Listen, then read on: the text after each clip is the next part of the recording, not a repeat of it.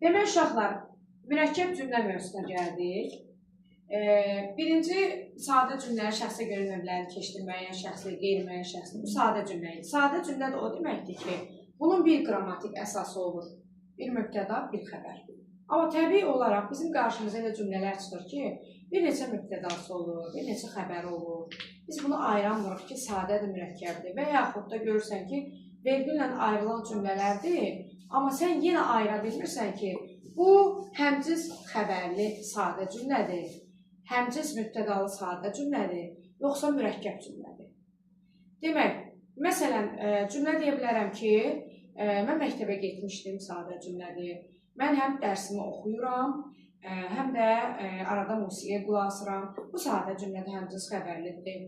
Və yaxud da mən, Aydan, Gülnar, Nigar məktəbə bir yerdə gedirik. Bunlar da həmciz mübtədalı sadə cümlələr. Amma indi yazacağım 3-4 cümlə var ki, bunu mütləq qeyd edəcək. Bax, bu həmin bu hissə.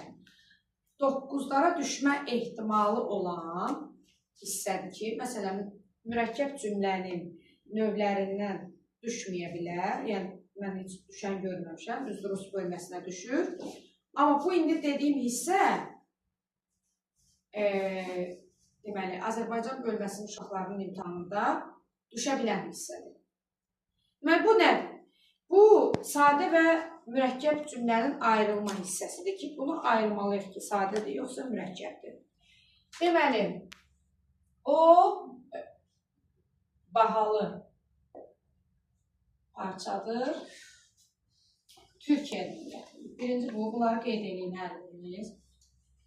Gətirir. Sən dayanıqlı cümlələri yazın, köçür. Demək, bura qulaq asırsınız uşaqlar. Orada cümlələr yazdırmışam və cümlələrə uyğun da izahlar var. Amma hələ heç də başa düşməmisiniz. Deməli, baxın, o bahalı parçadır. Nədir parçadır? Nə o?